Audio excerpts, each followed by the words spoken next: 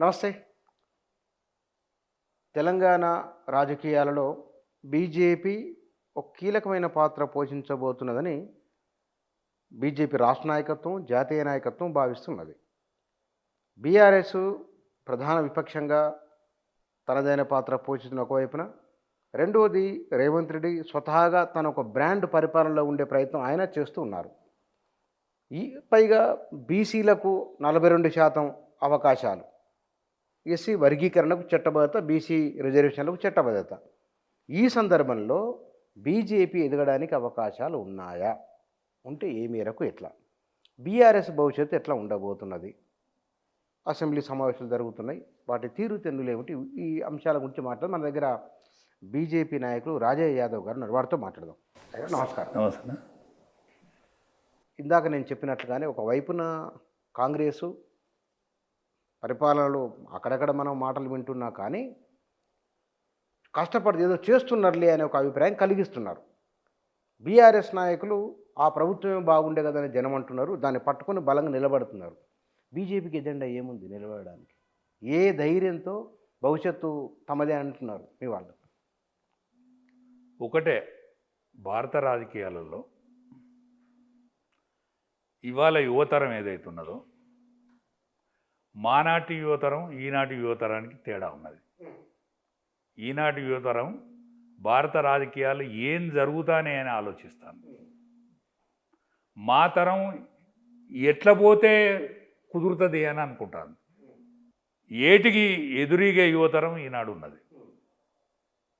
18 ఏళ్ళ నుంచి 30 ఏళ్ళ వరకు ఉన్నటువంటి యువతరం ఏదైతున్నదో వాళ్ళంతా, నేను కరెంటు కట్టిన ఆర్ఎస్ఎస్ వ్యక్తిని, నేను ప్రథమ వర్ష ద్వితీయ వర్ష చేసినోడిని. ఆనాడు హిందుత్వం, ఆనాడు హిందుత్వం అనేది మాకు మేమే అనుకునేది తప్ప మాయంబడి ఎవరు రాకపోయేది ఆ రోజుల్లో. కానీ ఇవాళ 18 ఏళ్ళ నుంచి 30 ఏళ్ళు ఉన్నోడు వాళ్ళంతా హిందువు. ఎందుకో? కులాలకు అతీతంగా. ఎందుకో? కులాలకు అతీతంగా హిందువు అయింది. ఎందుకో? ఆ భావన బలపడిందా? ఆ భావన బలపడ్డది. ఏ ప్రాతిపదిక? వీళ్ళందరూ బీజేపీ సంఘం కాదు, ఏవీపీ కాదు, వీళ్ళందరూ బీజేపీ కాదు, హిందువు. ఆడ బీజేపీ శాఖ లేదు, ఆడ ఆర్ఎస్ఎస్ శాఖ లేదు, ఆడ ఏవీపీ వాళ్ళు లేడు, కానీ వాళ్ళంతా బీజేపీ. 18 ఏళ్ళ నుంచి 30 ఏళ్ళు ఉన్నోడు బీజేపీ. ఎట్లయితే మేము టీఆర్ఎస్లో పనిచేసిన రోజు 18 ఏళ్ళు ఉన్నోడు 18 ఏళ్ళ నుంచి 30 ఏళ్ళు ఉన్నోడు తెలంగాణ వాది ఎట్లయిండో, ఈనాడు 18 ఏళ్ళ నుంచి 30 ఏళ్ళు ఉన్నోడు బీజేపీ హిందూ ఎందుకయిండో? ఆనాడు ఉద్యమం, ఆనాడు 18 ఏళ్ళు ఉన్నోడు 25 ఏళ్ళ కనుక 25 ఏళ్ళు ఉద్యమం, 25 ఏళ్ళు పరిపాలన ప్లస్ ఉద్యమం కలిస్తే 25 అయింది. 25 నుండి 18 ఎంత అయింది చెప్పండి? 25 18 40కి 40 ఏళ్ళు అయిండు. 18 ఏళ్ళు 40 ఏళ్ళు అయిండు. 30 ఏళ్ళోడు 50 55కు 60కి పోయింది. అయితే టీఆర్ఎస్ బలహీనత గానే ఉన్నది, బీజేపీ బలం గీనే ఉన్నది. వాళ్ళు ఎంతమంది ఉంటారు ఓటర్లు? 18 ఏళ్ళ నుంచి 30 ఏళ్ళోడే చైతన్యవంతుడు. వాడే తండ్రిని మారుతాడు, వాడే తల్లిని మారుతాడు, వాడే మామను మారుతాడు, వాడే అక్క అంటాడు, వాడే తమ్మి అంటాడు, వాడే అన్న అంటాడు, వాడే ఎదురుగా పోతాడు, వాడే పోస్టర్ అతికిస్తాడు, వాడే పాంప్లెట్ వస్తాడు. వాటి మీదనే ఆధారపడి ఉంటుంది మిగతాదంతా. ఇక పొలగాళ్ళంతా అనుకుంటాను కదరా, ఇక మనం గట్టే పోవాలనేది మిగతా వాడు అనుకుంటాడు. కాంగ్రెస్ పార్టీ ఇక్కడ కాలోరు ఎక్కువ ఆడిచ్చిన మాట వాస్తవమే, కానీ ఆల్ ఇండియాలో కాలాడతలేదు, రెక్కాడతలేదు. ఆల్ ఇండియాలో కాలాడతలేదు, రెక్కాడతలేదు, నోరాడతలేదు. రేపు ఆడుతుంది కావచ్చు. ఎట్లా? ఏం కథ ఏంది? ప్రతిపక్ష నాయకునికి ఏం తక్కువ ఉన్నది? ఎడిపోతాండు, ఏడ తిరుగుతాండు? పార్లమెంటు నడుస్తుంది, ప్రతిపక్ష నాయకుడు ఎక్కడ ఉండాలి? పార్లమెంటులో ఉండాలి, పార్లమెంటులో గర్జించాలి, తప్పేందో రైట్ ఏందో ఆలోచించాలి. ప్రతిపక్ష నాయకుడు ఎక్కడ? ఏది ప్రతిపక్షం? పార్లమెంటులో ప్రతిపక్షం ఏది? ఇక్కడ కిందికో మీదికో వాళ్ళు హరీష్ రావో కేటీఆరో వాళ్ళు మాట్లాడనిచ్చినా మాట్లాడలేకున్నా మాట్లాడతాను, యూతాలన్నా మాట్లాడతాను, ఆఖరి మైకుల ముందట్లన్నా మాట్లాడతాను. కానీ నీకు ఆడ ప్రతిపక్షం ఏది? వీళ్ళు మాట్లాడతాను పాపం.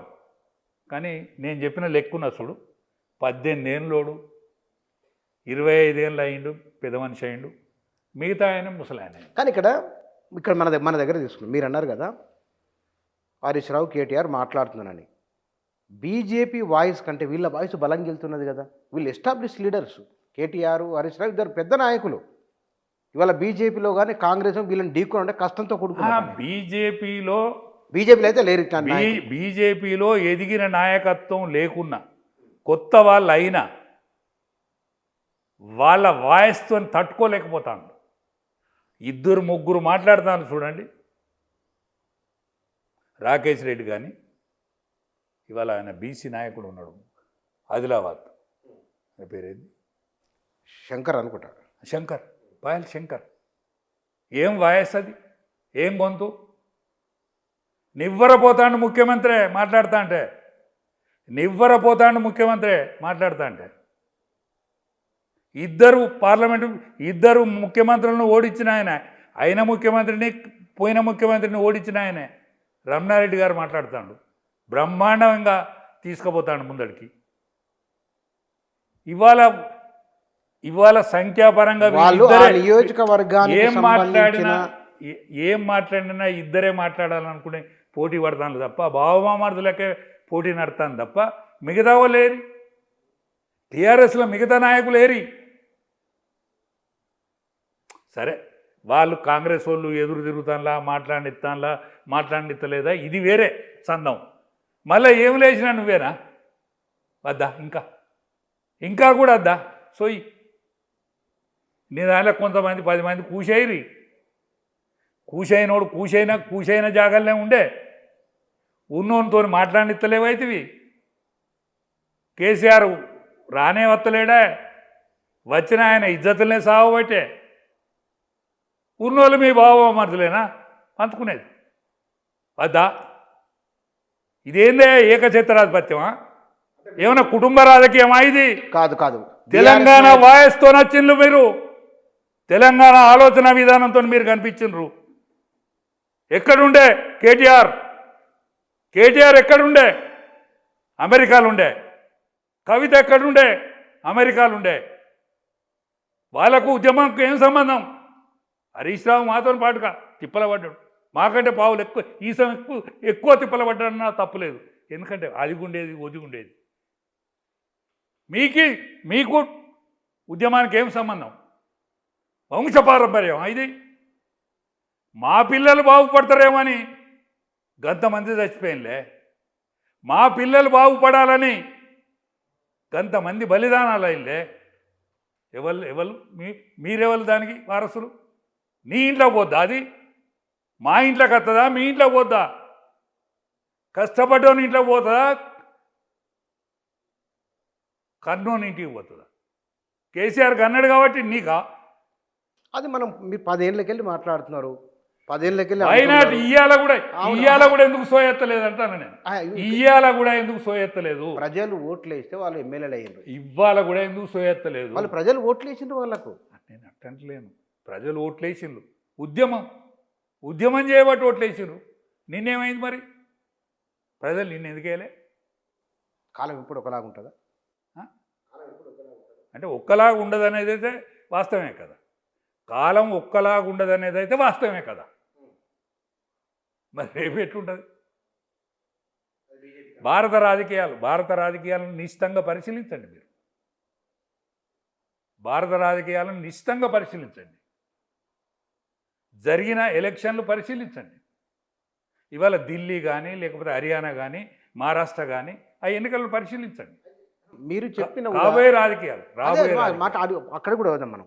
మీరు చెప్పిన ఉదాహరణ తీసుకున్న కేటీఆర్, హరీష్ రావు రాష్ట్ర స్థాయి నాయకులు, వాళ్ళు మంత్రులుగా పనిచేసిన వాళ్ళు. అది 10 సంవత్సరాల పాటు. బీజేపీలో మాట్లాడుతున్న నాయకులు మీరు తీసుకున్న 2-3 పేర్లు కానీ, ఇంకో పెద్ద నాయకులు దాంట్లో ఈటెల మినహా రాష్ట్ర మంత్రిగా పనిచేసిన వాళ్ళు ఎవరున్నారు? ఇద్దరు రాష్ట్ర స్థాయి నాయకులు మాట్లాడినప్పుడు ఆ ప్రభావం వేరుగా ఉంటుంది. వాళ్ళంతా ఆ నియోజకవర్గానికి సంబంధించిన, ఆ జిల్లాకు సంబంధించిన నాయకులు కదా! ఇప్పుడు మా ఈటల రాజేందర్ గారు ఉన్నారు. అవును. ఈటల ఒకరే కదా! ఈటల తొలి ఆర్థిక మంత్రి, ఆరోగ్య శాఖ మంత్రి, అనేక సంవత్సరాలు ప్రతిపక్ష నాయకుడు, వెన్నుదన్నుగా నిలబడ్డ తెలంగాణ వాది. డికే అరుణ గారు కాంగ్రెస్ పార్టీలో ఆరితేరిన నాయకురాలు. ఆమె పార్లమెంటరీయన్, గొప్ప పార్లమెంటరీయన్. మా రఘునందన్ రావు గారు దేనికి ధీటుగా ఎదుర్కొనేటువంటి వ్యక్తి. మా బండి సంజయ్ గారు ఎదురులేని నాయకుడు. కిషన్ రెడ్డి గారు సౌమ్యుడు, కానీ వేలెత్తి చూపలేము. వేలెత్తి ఈడ మచ్చు ఉన్నదని చూపలేము. ఇటువంటి నాయకత్వం ఉన్నది కదా, ఎవలకున్నది? మా లక్ష్మణ్ గారు ఉన్నారు, ఎవలకున్నారు ఇంత నాయకత్వం? ఇంత బీసీ నాయకత్వం ఎవలకున్నది? ఏ పార్టీలు ఉన్నది చెప్పండి? కాంగ్రెస్ పార్టీ అంటే రెడ్లే. దబ్బున నీకేదన్నా పానం వచ్చినా అంటే బీజేపీలో ఇప్పుడు మీరు మీరు మీరు రాజకీయంగా పుట్టి పెరిగి నిలబడేది బీజేపీ. ఆ తర్వాత టీఆర్ఎస్, మళ్ళీ బీజేపీ. టీఆర్ఎస్లో టీఆర్ఎస్ అనేక సంవత్సరాలు టీఆర్ఎస్లో కూడా ఉన్నారు మీరు. తర్వాత మళ్ళీ బీజేపీ. బీజేపీ ఒక మూడు దశాబ్దాలు ఏ సామాజిక వర్గం చేతుల్లో ఉన్నది? ఎవరు దానికి అధ్యక్షులుగా ఉన్నారు? 1-2 ఉదాహరణలు మినాయిస్తే కనుక అక్కడ లేదా మరి కులం? ఒక్కటేనండి. ఎస్సీ మోర్చా నాయకులు ఒకప్పుడు బీజేపీకి ఎస్సీలు ఎదిగినో లేకుండా ఎస్సీ మోర్చాకు రామాచారి అనే దానిని పెట్టింది. రామాచారి అటువంటి స్థితి నుంచి బీజేపీ అధిగమించి అన్ని కుల నాయకులను, అన్ని వర్గాల వ్యక్తులు కూడా ఇవాళ బీజేపీలో పనిచేస్తూ ఉన్నారు. ఇది మామూలు స్థాయి కాదు. ఎందుకైనా దేనికైనా ఒక టైం వస్తుంది. ఆ టైం కోసం వెయిట్ చేసిండ్రు, కష్టపడ్డరు, అనేక మంది కష్టపడితేనే ఈ స్థాయి వచ్చింది, ఈ గుర్తింపు వచ్చింది. ఇవాళ 8 పార్లమెంట్ సీట్లు రావడం అనేది మామూలు విషయం కాదు. అధికార పార్టీ అనేటువంటి కాంగ్రెస్ పార్టీకి 8 సీట్లే వచ్చినాయి. 8 అసెంబ్లీ సీట్లు వచ్చినటువంటి బీజేపీకి 8 పార్లమెంట్ సీట్లు వచ్చినాయి. అదే టీఆర్ఎస్కి ఒక్క సీటు కూడా రాలేదు. రెండో ప్రాధాన్యత కూడా టీఆర్ఎస్ నిలబడ్డది, బీజేపీ నిలబడ్డది. అందులో కూడా టీఆర్ఎస్ లేదు. అంటే టీఆర్ఎస్ను పార్లమెంట్ ఎన్నికలు వచ్చే వరకు టీఆర్ఎస్ను వెనక పట్టుబట్టించారు. ఇక్కడ హైదరాబాద్ చుట్టూ ఏదైతే సీట్లు వచ్చినాయో బీజేపీ లాక్కున్న ఓట్లతోటి టీఆర్ఎస్ యువతలకు వచ్చింది తప్ప టీఆర్ఎస్ అనేది సహజంగా అకౌంటబిలిటీ ఉన్నది, లెక్కు ఉన్నది, ఎమ్మెల్యేల లెక్కు ఉన్నది, అందులో ఏం అనుమానం లేదు, ఎమ్మెల్యేల లెక్కు ఉన్నది. కానీ ఇక్కడ చీల్చుకున్న ఓట్లతోటి టీఆర్ఎస్కి గెలిచింది. కానీ రాబోయే రోజులలో అక్కడక్కడ అంటే వాళ్ళు అంటున్నారు, బీఆర్ఎస్ వాళ్ళు అంటున్నమాట, కేసీఆర్ ఉన్నప్పుడే బాగుండే, బీజేపీకి మా శక్తి లేదు, కాంగ్రెస్కి మా కష్టమవుతున్నది, వచ్చే అసెంబ్లీ ఎన్నికల్లో మళ్ళీ కేసీఆర్ని తెచ్చుకుందాం అనే భావన తెలంగాణలో ఉంది అని అంటున్నారు. మీరు ఏకీభవిస్తారా ఈ స్టేట్మెంట్తో? ఒక్కటే, వాళ్ళ ఆశపడి అనోట్ల తప్పులేదు. కేసీఆరే మళ్ళీ ముఖ్యమంత్రి అవుతాడు అనుకుంటే వాళ్ళు తప్పులేదు, వాళ్ళు అనుకున్నట్ల తప్పులేదు. కానీ నినాదం పల్చబడ్డది. ఆనాడు తెలంగాణ మూమెంట్ ఏదైతున్నదో తెలంగాణ మూమెంట్ మాత్రమే 2 సార్లు ముఖ్యమంత్రిని చేసింది. తెలంగాణ మూమెంట్ అనేది వెనక పట్టుబట్టిన తర్వాతనే కేసీఆర్ అన్యం. కానీ కేసీఆర్ వద్దు, కేసీఆర్ కుటుంబం వద్దంటేనే ఇవాళ. కానీ వద్దన్న వాళ్ళు అడుగుతున్నారు కదా, మళ్ళీ కేసీఆర్ వస్తే బాగుంటుందని వీళ్ళే అంటాను. మళ్ళీ కొడుకని అంటాడు, అల్లుడని అంటాడు, బిడ్డని అంటాడు. ఇది కూడా ఇవాళ అందిస్తలేరు. అయితే మా నాయన అంటలేరు, మా నాయనను కోరుతానని అంటలేరు, కేసీఆర్ను కోరుతానని అంటాను. పాపం మా మామనే ఇక్కడ కావాలని అంటలేడు పాపం. హరీష్ కూడా మా మామను రమ్మంటాను అన్యం, కానీ మా మామే ముఖ్యమంత్రి అవుతాడని హరీష్ కూడా అంటలేడు, కేసీఆర్ అంటాడు. ఏందో కేసీఆర్ అని పిలవాల్సిన దుస్థిత ఏంది? తండ్రిని కేసీఆర్ అని ఎందుకు పిలవాలి? అదే మా తండ్రి అని పిలిస్తే ఎందుకు అప్పుడు మీరు ఉన్నప్పుడు మాత్రం తండ్రి అని పిలిచిండే అప్పుడు అదే అన్నారు కదా వాళ్ళు. అట్లా కాదండి. ఇప్పుడన్నా అరే మా వంశం వంశం వంశం వంశం అని అంటారని భయం అవుతుందా? మీరెందుకు వచ్చిందని అడుగుతారని భయం వల్ల కేసీఆర్ అన్నారు.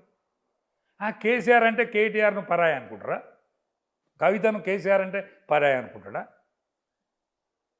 హరీష్ రావును పరాయి అనుకుంటారా? ఆయన మేనల్లుడేనే, నువ్వు కన్న కొడుకువేనే, నువ్వు కన్న బిడ్డవేనే. మీరెందుకండి కేసీఆర్ కేసీఆర్ అన్నాడు? అంటే మీకు మీరు భుజాలు తడుకుంటాను అన్నట్టే కదా. మాది కుటుంబ రాజకీయం అని భయపడతాను అన్నట్టే కదా. కుటుంబానికును టీఆర్ఎస్కి ఏం సంబంధం? కుటుంబానికును ఉద్యమానికి ఏం సంబంధం? ఉద్యమాలు ఉన్నారా మీరిద్దరు? ఏమి సంబంధం? ఆ పార్టీ ఉత్సవాలు జరుగుతున్న ఈ సందర్భంలో మీరు ఆ పార్టీ నుండిలో ఉండి దాని నిర్మాణంలో ఉండి దాని ఎదుగుదలలో ఉన్న వాళ్ళే కదా. అవును. ఇవాళ ఉత్సవాలు జరుపుకుంటున్నారు కదా, 25 ఏళ్ళ ఉత్సవాలు జరుపుకుంటున్నారు కదా. ఈ సందర్భంలో వారిని టార్గెట్ చేసి మాట్లాడడం మీకు బాధ అనిపించట్లేదా? బాధ కాదండి. ఉద్యమకారులు ఎవరు లేకపోయినప్పుడు, ఉద్యమకారులు ఎవరు లేనప్పుడు కవిత జిందాబాద్, కేటీఆర్ జిందాబాద్ అని అందుమా? మేము కూడా మేమంటే మీకు నిమ్మలం అయిద్దా? ఏమని అనాలి మిమ్మల? ఇప్పుడన్నా ఆ ఉద్యమంలో పనిచేసిన వాళ్ళని తీసుకొచ్చి వాళ్ళ కంకణం కట్టి వాళ్ళ బొట్టు పెట్టరాని వాళ్ళని దొరికితే ఇంకా మీరే బొట్లు పెట్టుకుంటారా?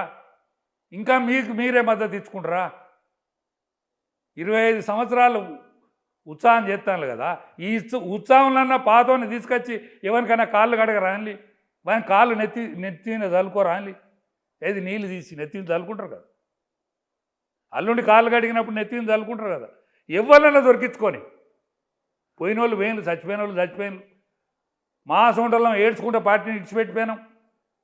ఎవరినన్నా ఆఖరిగా ప్రకాశాన్ని మిమ్మల్ని ఎక్కడో ఉండి మిమ్మల్ని సమర్థిస్తాండే ఆయనన్నా తీసుకొచ్చి ఆయనకు ఒక పూలదండ వేసి ఆయన ఏమన్నా కాళ్ళు కడగరాని. ఇప్పటికైనా మీ పాపం కొంతన్నా గా మసూరాచారిని ముందట పెట్టరా అండి? ఇప్పటికన్నా ఇప్పటికి సోయలేదే. ఇప్పటికి కేసీఆర్ అంటారు, ఇప్పటికి కేటీఆర్ అంటారు, ఇప్పటికి కవితక్క అంటారు. ఎట్లండి? ఎట్లా సిగ్గు అనిపించలేదు మీకు? ఇప్పటికన్నా పాతోళ్ళు ఉన్న దాంట్లో, మీ పార్టీలో ఉన్న దాంట్లో, ప్రకాశం అంటే పార్టీలో లేడు కావచ్చు, కానీ మీ పార్టీని పక్కా పండుండి సమర్థిస్తాడు కదా. మీకు జీవి గంజిపోతాడు కదా, మీకు జీవి గంజిపోతాడు కదా. గసొంటి ప్రకాశాన్ని తీసుకొచ్చుకొని, ఇప్పుడు ప్రకాశాన్ని తప్ప ఇవ్వరు లేడు. గసొంటి ఆయన తీసుకొచ్చుకొని దండం పెట్టి ఓ దండేసి, ప్రకాశాన్ని తప్పినమే, మేము బాగా తప్పినామన్నా ప్రకాష్ గారు, మీ ఇలాంటి ఉద్యమకారులను మేము దూరం పెట్టడం మేము అనుభవించినాము అని ఆ ప్రకాశన్న దారుణన్నా మీరు మందిలో కలవరా? మందిలో కలవరు అంటే వాళ్ళ మందిలో లేరా ఏంటి? ఇప్పుడు మందిలో ఎక్కడున్నారు? మందిలో ఉన్నారు కదా. వాళ్ళ మందిలో వాళ్ళు ఉన్నారు, పబ్లిక్లో లేరు. పబ్లిక్లో లేరు. పబ్లిక్లో ఉంటే ఒక్క సీట్ రాదా? వాళ్ళు పోటీ చేయలేక మనలో. ఎమ్మెల్సీ అంటే ఎమ్మెల్సీకి దూరంగానే ఉన్నారు. అట్లాగా అంటే మీకు వాళ్ళ ఒక్క పార్లమెంట్ సీట్ రావద్దా? ఒక ఎమ్మెల్సీ సీట్లో పోటీ చేయవా? సమర్థించిన వాడు రాకపోయా, సాటుకు సమర్థించిన వాడు రాకపోయా. ఎవరికి అంతండి? దీన్ని అనద్దు కానీ ఇక మీకు మీరే అనుకుంటే ఏమవుతుంది? అంటే మీరు చెప్పే మీ అంచనా ప్రకారం బీఆర్ఎస్ భవిష్యత్తు ఎట్లా ఉండబోతున్నది? బీఆర్ఎస్ గడిచిపోయిన కాలం అన్నది. అది మళ్ళీ టీఆర్ఎస్గా మారితే? టీఆర్ఎస్గా మారినా కూడా ఎవరన్నా పంచన పట్టుకోవాలి. టీఆర్ఎస్ పేరు పెట్టి ఇంకో పంచ కావాలి, వీళ్ళకు ఇంకో ఆసరా కావాలి. నైతికత లేదు లీడర్షిప్కు. కేసీఆర్, కేటీఆర్, కవిత తప్పుకొని హరీష్ లాంటి వాళ్ళని ముందడ పెట్టి, గా వినోద్ లాంటి వాళ్ళను గసొంటోళ్ళని ఎంకులాడి, గా ప్రకాశాలను, గా మసూనాచారిని గసొంటోళ్ళని ఎంకులాడి దాన్ని టీఆర్ఎస్గా రూపాంతరం చెంచి తీసుకొచ్చి మళ్ళీ ఎవరన్నా ఓ పంచ కావాలి, వీళ్ళకు ఇంకొక ఆసర కావాలి.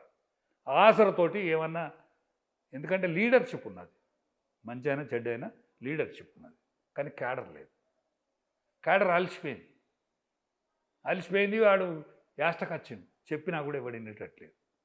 18 ఏళ్ళ నుంచి 30 ఏళ్ళు లేడు, ఇటు పెద్ద మనుషులు అయింది. ఇప్పుడు నేను టీఆర్ఎస్లో పనిచేసినండి 20 ఏళ్ళు పనిచేసిన. నేను ఏంటిది 70 దాటే.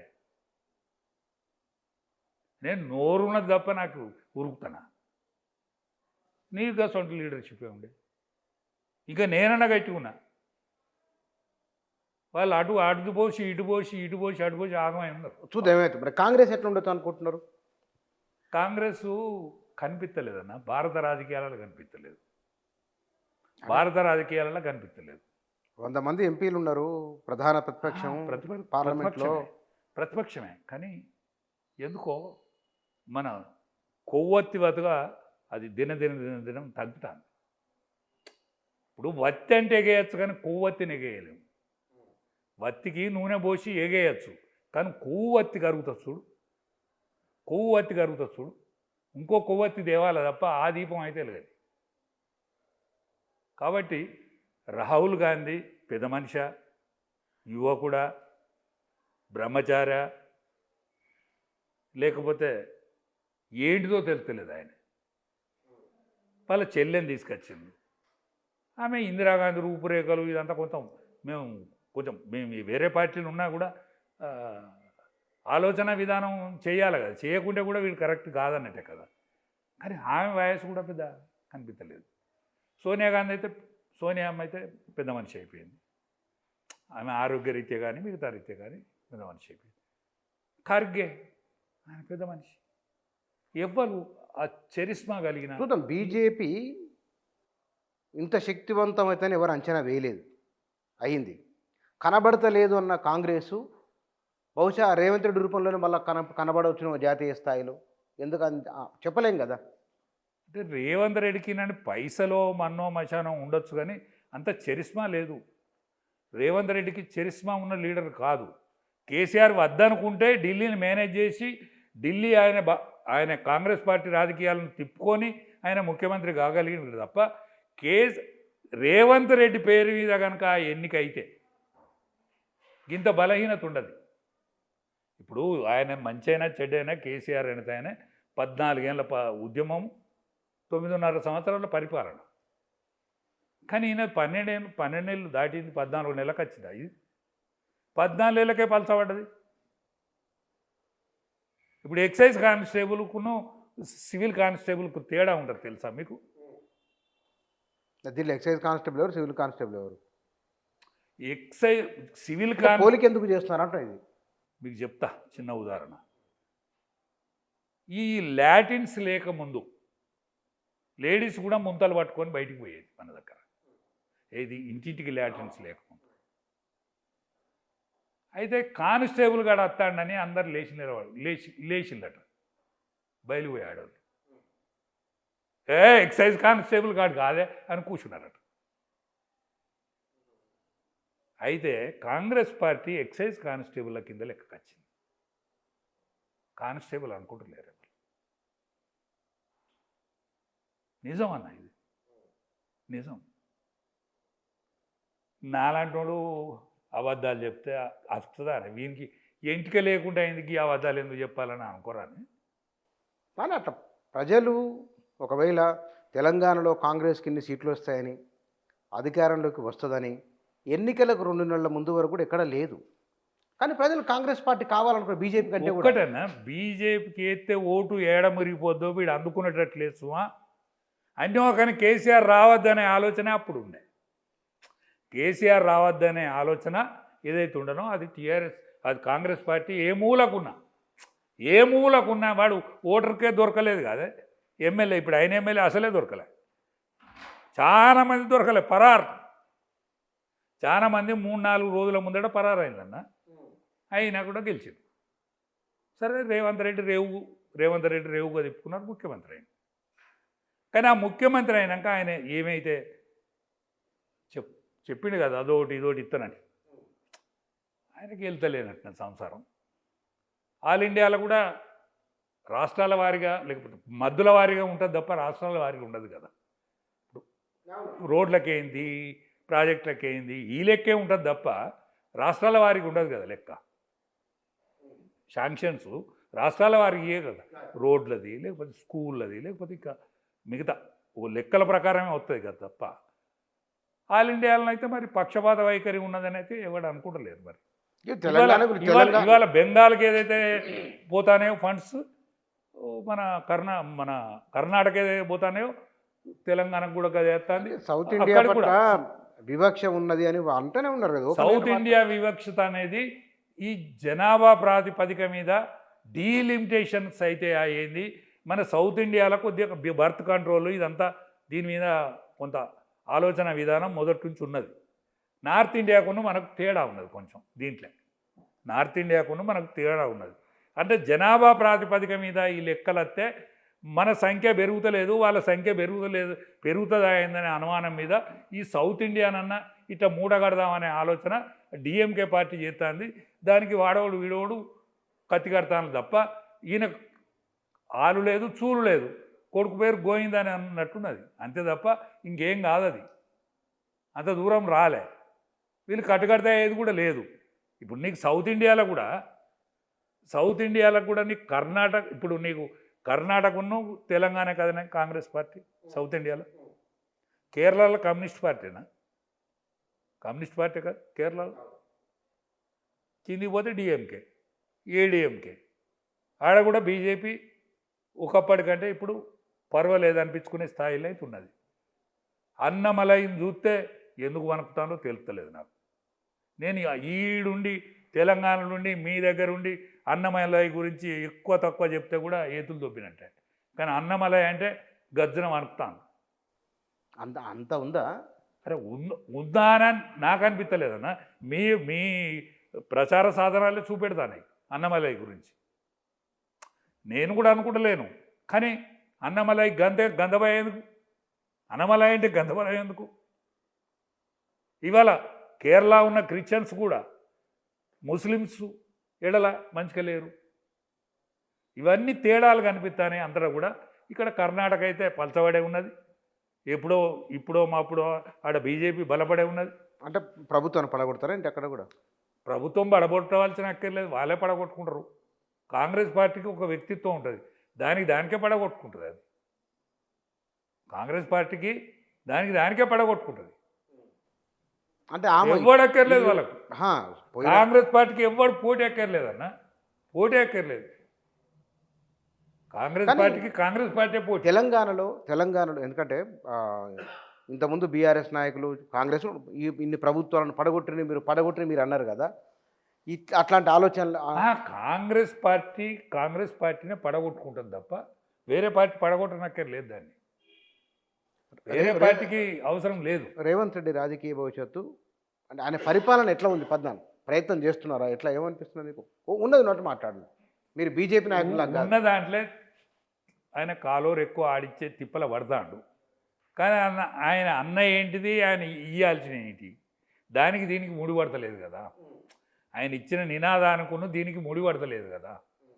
కాబట్టి ఆయన పరిపాలనా విధానం అంత చక్కగానైతే లేదు.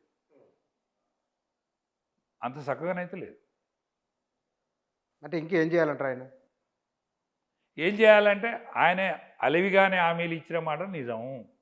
ఆయన ఏం చెప్పాలంటే నేను అలవిగాని మాట ఇచ్చిన కానీ గన్ని నెరవేరేటట్లేవు గీతనే అంటే రేవంత్ రెడ్డి అరే ఉన్నది ఉన్నట్టు మాట్లాడతారా అని అనుకుంటున్నాను. ఇప్పుడు ఇంట్లో పొయ్యిలో పిల్లి లేదంటే పొయ్యంటు పెట్టినట్టే కదనే. పొయ్యిలో పిల్లి లేవకున్నా కూడా నేను ఎసరు పెడతానా అని మాట్లాడితే కరెక్ట్ కాదు కదా. బియ్యం లేవని చెప్పు. కానీ ఆయన పదే బియ్యం లేవని చెప్పు అంతలా. అవును అంటున్నారు కదా. బియ్యం లేవు, నేను బండి పెట్టలేను బిడ్డ, ఎట్లన్నా చేసి ఇక జావ కాసుకుందాం అని చెప్పాలి. ఆయన అదే అంటున్నారు. ఉన్నది ఉన్నట్టు చెప్పాలి. ఆయన ఏమంటున్నారు? ఇప్పటికైనా ఉన్నది ఉన్నట్టు చెప్తే మంచిది రేవంత్ రెడ్డి. ఆయన సంసారం ఎంత ఉన్నది, ఏం చేయగలడు, ఏం చేయలేదు. ఆయన హామీలు ఇచ్చిన మాట వాస్తవమే, కానీ హామీలు ఇచ్చుడు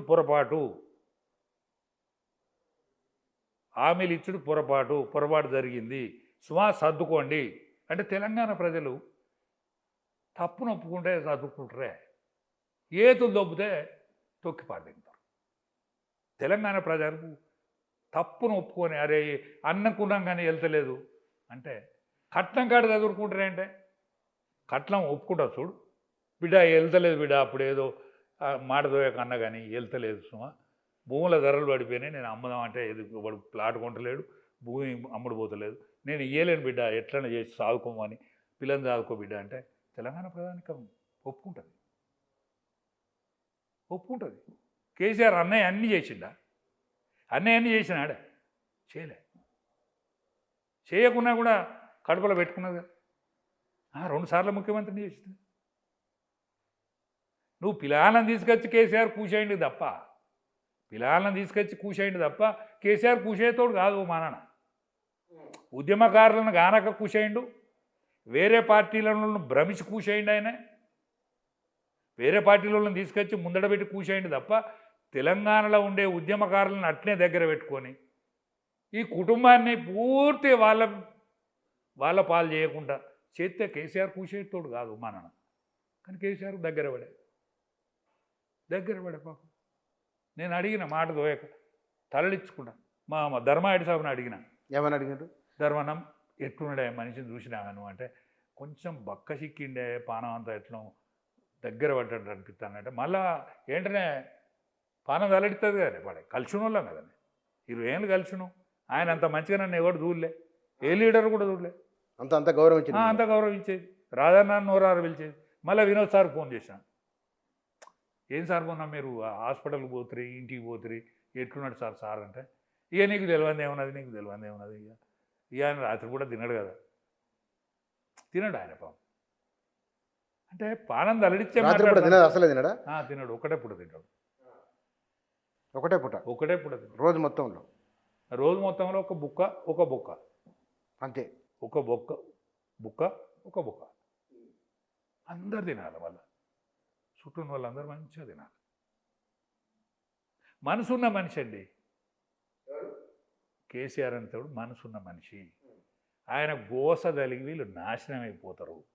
కూరగాయలు కడుపున పుట్టారు, ఆయన గోస తలిగి నాశనం అయిపోతారు. వాళ్ళ మీద ప్రేమ కాలిపోవచ్చు, ప్రేమతోటే తీసుకురావచ్చు. తీసుకొచ్చినాక వీళ్ళు ఎగిడిచిన భూతాలైంది. నాశనం 4 వాళ్ళు పెట్టించింది. కొంగలు దొక్కిన మడుగుని చేసింది.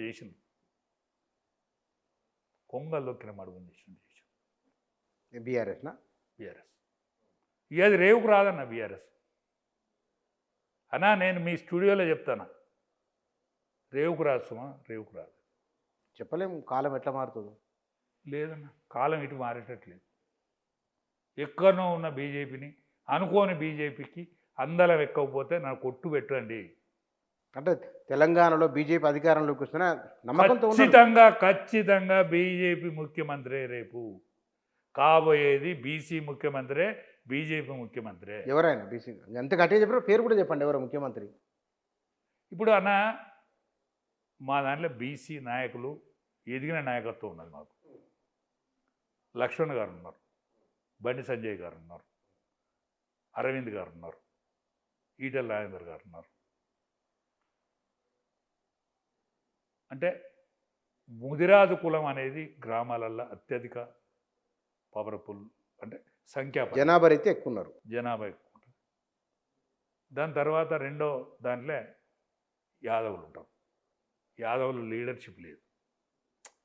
నేను ఒక్కనే అల్లా, నేను ఒక్కనే ఇళ్ళ, నేను ఒక్కనే అన్నట్టుగా మా దాంట్లో యాదవుల సంఖ్య తక్కువ ఉన్నది. లీడర్షిప్ అని మొన్న టీఆర్ఎస్లోనే 5-6 ఎమ్మెల్యేలు ఉండేవి, అవకాశం ఉండే, ఒక మంత్రి ఉండే, అవకాశం ఉండే. టీఆర్ఎస్లోనే మాకు ఆదరణ వచ్చింది. కానీ నెక్స్ట్ రాబోయే రోజులలో బీసీలకు ఏమైనా అవకాశం వస్తే బీజేపీలోనే అవకాశం వస్తుంది. మున్నూరు కాపులకు కానీ, ముదిరాజులకు కానీ, యాదవులకు కానీ అవకాశం వస్తే బీజేపీలోనే అవకాశం వస్తుంది తప్ప వేరే పార్టీలు రాదు. వేరే పార్టీలు రెడ్లే, టీఆర్ఎస్లో రెడ్లే, వెల్మలే, లేకుంటే దాంట్లో. బీజేపీలో మీరు పదే అంటున్నారు కదా, కాంగ్రెస్ రెడ్లు అని. బీజేపీలో మిగతా అధికారంలో రాష్ట్రాల్లో కానీ లేదా ఇప్పుడు జాతీయ స్థాయిలో ఏ సామాజిక వర్గ వాళ్ళు కీ పోస్టులలో ఉన్నారు? ఇప్పుడు మీరు ముఖ్యమంత్రిని లెక్క పెట్టండి అన్న. మధ్యప్రదేశ్ ముఖ్యమంత్రిని చూడండి, మోహన్ యాదవ్. హర్యానా ముఖ్యమంత్రి బీసీ, ఆయన కూడా యాదవే. ఒడిశాలో ట్రైబల్ ఆదివాసీ. ట్రైబల్. కానీ పైన ఉన్న వాళ్ళు ఎవరు, నడిపిస్తున్న వాళ్ళు ఎవరు? బీసీ ప్రధానమంత్రి బీసీ సాక్షాత్. భారత రాజకీయాలలో ఆనాటి నుంచి నేటి వరకు ఎంకులాడితే ఒక్క బీసీ ప్రధానమంత్రి కాలేదు. ఏకైక 3 సార్ల ముఖ్యమంత్రి, 3 సార్ల ప్రధానమంత్రి ఒకే బీసీ అయినోడు ప్రధానమంత్రి. ఇక అంతకంటే ఏం కావాలన్నా? బీసీలకు అవకాశం ఏదన్నా వస్తే గిస్తే తెలంగాణలో కూడా బీసీ ముఖ్యమంత్రి అయ్యే అవకాశం అది పేరు ఎవరు?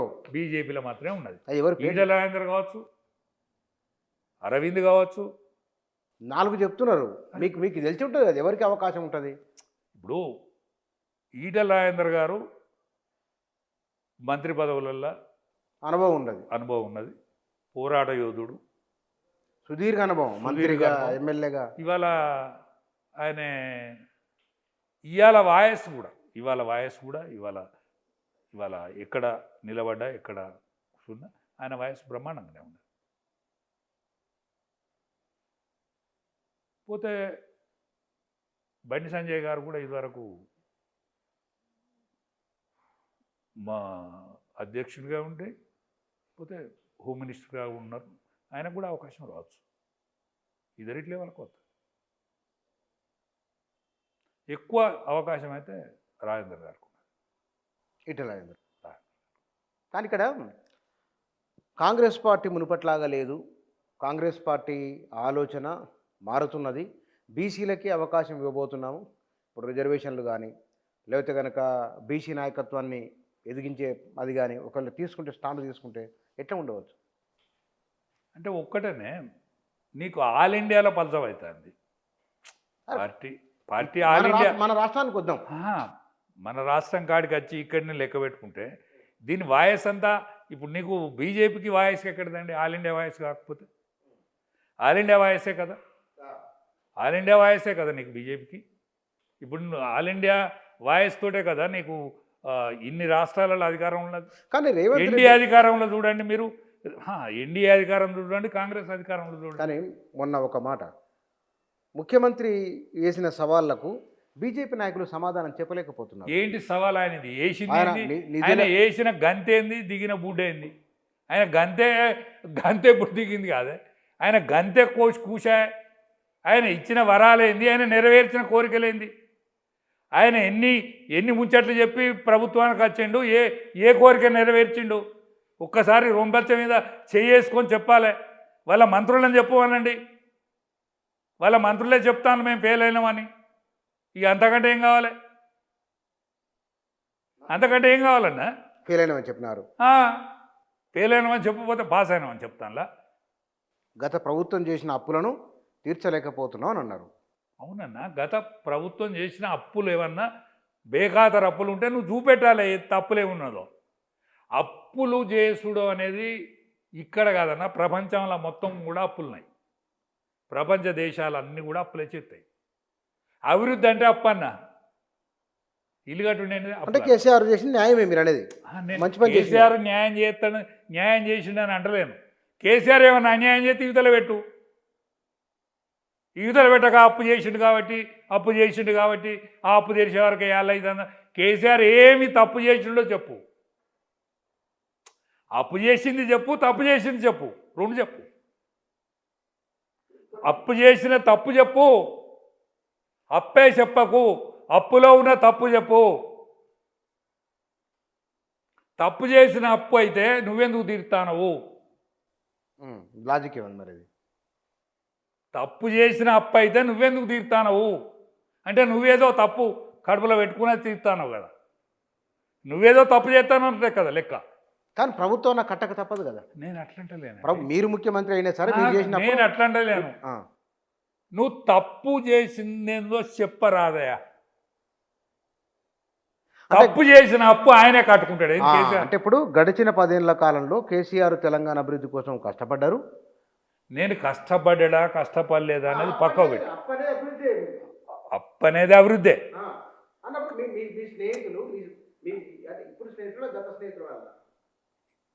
అంటే స్నేహం అనేది గొప్పదండి. తప్ప అయితే శిక్ష పెట్టు ఆయన. అంటే కేసీఆర్ ఇప్పుడు మీరు అన్నారు కేసీఆర్ తెలంగాణ కోసం చేసింది, తెలంగాణ భవిష్యత్తు కోసం చేసిన అప్పది. అప్పుల తప్పేమని ఉంటే చూపెట్టు. ఇప్పుడు ఆ ప్రాజెక్టు కట్టిండు, ఆ ప్రాజెక్టు కట్టిండు అన్నీ కానీ మీరు చూసి రావాలని మమ్మల్ని ప్రోత్సహించిండు అన్నాడు. మళ్ళీ దాని తర్వాత పోలీసు వాళ్ళని పెట్టిండు. ఆడేమైనా తప్పు జరిగిందా? 50 సంవత్సరాలు ఉండే సెక్రటరియటు దాన్ని కూలగొట్టిండు. దాన్ని ఎందుకు మన తాజ్మహల్గా అంత భవనం కట్టిండు. అందులో ఏమైనా తప్పు జరిగిందా? అంబేద్కర్ విగ్రహం పెద్దది పెట్టిండు. ప్రేముండి పెట్టిండా? ప్రేమ కూడా ఉంటుంది కేసీఆర్కు. ప్రేముండి పెట్టిండా? ఇది జిట్టిపోవాలని పెట్టిండా? ఈయన చేసిన తప్పు కింద అదేదైనా చూపెట్టలేకపోతాడు ఏంది ఈయనకేమైనా తప్పు చేస్తామని కడుపులున్నదా?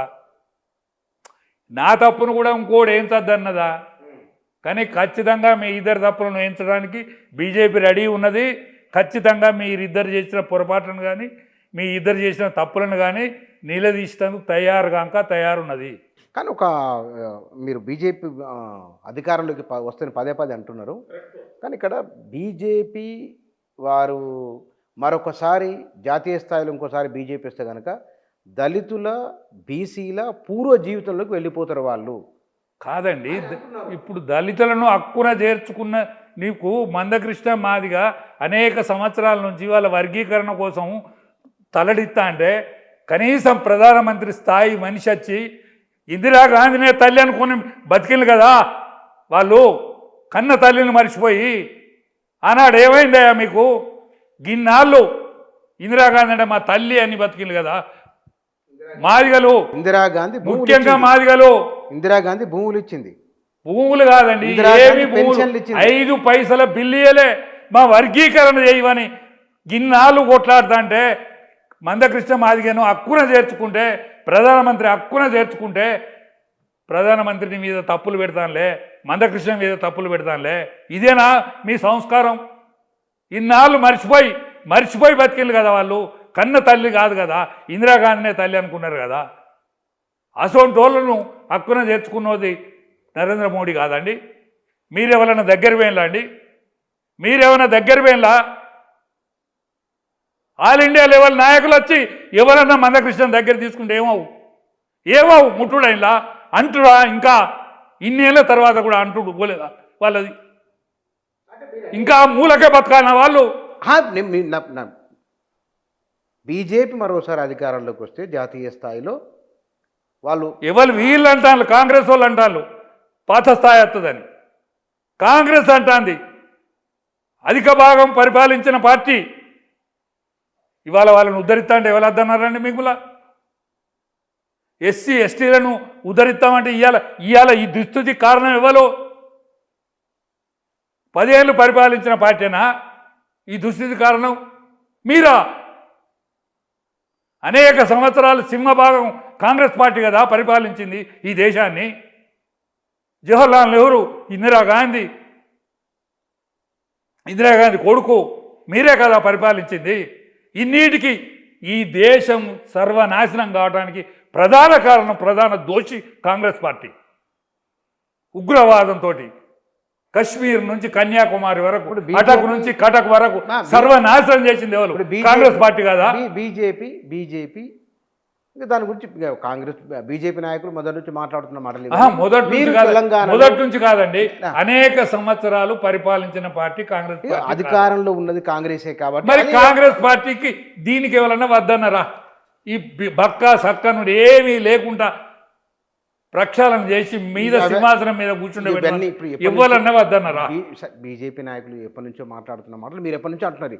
ఇక్కడ తెలంగాణ రాష్ట్రంలో నేను మళ్ళీ అడుగుతున్నా, ఇంత బలమైన విపక్షం ఉండి మనసున్న కేసీఆర్ లాంటి నాయకులు ఒకవైపు నుండి ఎంతో కొంత చేసే ప్రయత్నం తనలాడుతున్నాడు అనే ఒక భావన కలిగిస్తున్న రేవంత్ రెడ్డి ఒక పక్షాన ఉండి వీరి మధ్య బీజేపీ అంటే టీఆర్ఎస్ తలడిస్తాంది, రేవంత్ రెడ్డి తలడిస్తాను వాళ్ళన్నీ కానీ ఆ కంట్లో కారం పోతామని బీజేపీ అంటుందండి. రేవంత్ రెడ్డి కళ్ళ నీళ్ళు దుడతామంటాడు, ఆయన అంటే బీజేపీ అయితే నిలబడగలదు. బీజేపీ మాత్రమే వాళ్ళ కండల్లో కారం కొడదామని చూస్తుందా? మీరిద్దరు మంచోళ్ళే. కానీ రేవంత్ రెడ్డి మంచోడే, కేసీఆర్ మంచోడే. తెలంగాణ కోసం పోరాడి ఇవాళ తెలంగాణ కోసం పోరాడి బిల్లు పెడతావా సత్తవా అని సుష్మా స్వరాజ్ గద్దించిన సుష్మా స్వరాజ్ని మర్చిపోతాను మాట్లాడిన సుష్మా స్వరాజ్ని మర్చిపోతాను. ఇదే మర్చిపోలేదు. ఆమె పేరు ప్రతి సందర్భంలో తెలంగాణ వాళ్ళు గుర్తుంచుకున్నారు, తలుస్తారు కూడా. బీఆర్ఎస్ వాళ్ళు, కాంగ్రెస్ వాళ్ళు ఆ విషయంలో ఎందుకు? రాజ్నాథ్ సింగ్ ఈయనేమంటాడు? ఈయన ఇందిరాగాంధీ, ఈయన పార్టీ కూడా కాదు, ఈయన కాంగ్రెస్ పార్టీ కాదు, ఈ పెద్ద ఆయన ఇప్పుడు ఆయన ముఖ్యమంత్రి. ఆయన బద్ధ విరోధి, తెలంగాణకు విరోధమైన పక్షంలో బతికిండు ఆయన. ఆయన తెచ్చినట్టు తెలంగాణ తెలుగుదేశం ఆయన తెచ్చినట్టు ఇప్పుడే సోనియా గాంధీ పుణ్యాన్ని వచ్చినట్టు. మరి అప్పుడు నువ్వు కూడా అనరాదు, సోనియా గాంధీ నువ్వు సుష్మా స్వరాజ్ కలిసి తెచ్చిందని నువ్వెందుకంటలేవు? ముఖ్యమంత్రే కదా, అంటే తెలియకలోడే కదా, ముఖ్యమంత్రి తెలియకలోడు కదా, నా ఓటోడు ఎందుకు అనాలి? నువ్వు అనవా? ఇవన్నీ కేసీఆర్ అన్నదా నేను పోరాడిన మాట నిజం, ఆయన కెప్టెన్ నిజమే, పోరాడిన మాట నిజం. కానీ సుష్మా స్వరాజ్ మద్దతు తెలిపింది, సోనియా గాంధీ ఇచ్చిందని అంటే ఏమైతుంది? నాకు నేనే తెచ్చిన నువ్వే గాంధీ నువ్వు. అనేక మంది చచ్చిపోయాను, ఇవాళ చచ్చిలే, మీ పాల్గొడన చచ్చిండు ఒక్కడను. 1200 బలిదానాలలో నీ పాలోడు ఒక్కడు ఉన్నాడా? మేము లేవా నీ ఎంబడి? 5 జైళ్ళల్లో ఉంటే మేము కూడా ఉన్నాం కదా, నీ ఎంబడే ఉంటాం కదా, నీ ఎంబడే ఉన్నాం కాదే. ఎంబడి ఉన్నోడు ఎవడన్నా ఏమన్నా దగ్గర తీసినావా, దగ్గరికి రప్పించినావా? ఎందుకన్నా బీజేపీ మీరు ఒక రెండు పాయింట్లు చెప్పండి. ఈ అంశాల వలన, ఈ కారణాల వలన తెలంగాణలో బీజేపీ బలపడుతుంది అని చెప్పండి అన్నా. 8 పార్లమెంట్ సీట్లు గెలిచిండు అంటే 8 ఏళ్ళు 56 సీట్లు, 8 ఏళ్ళు 56 ఇట్లా ఉన్నట్టే, ఇంకో 5-10 సీట్లలో ఉన్నట్టే బలము. పోతే 18 ఏళ్ళ నుంచి 30 ఏళ్ళ వరకు ఉండే యువకులు అందరూ బీజేపీ ముఖాన మొగ్గున్నారు. ఈ 18 ఏళ్ళ నుంచి 30 ఏళ్ళలోడే చరిత్ర మారుతాడు. కాబట్టి బీసీలకు అవకాశం, బీసీ నినాదం కూడా తెలంగాణలో బలంగా వీస్తుంది. కాబట్టి బీసీ ముఖ్యమంత్రి అయ్యే అవకాశం బీజేపీలో మాత్రమే ఉన్నది. ఇవాళ టీఆర్ఎస్లో లేదు, కాంగ్రెస్ పార్టీలో కూడా లేదు. కాబట్టి బీజేపీకి అవకాశం ఉన్నదని నేను right sir, thank you. Telangana సమకాలీన రాజకీయాలపైన వారి అభిప్రాయాలు ఇవి. Thank you.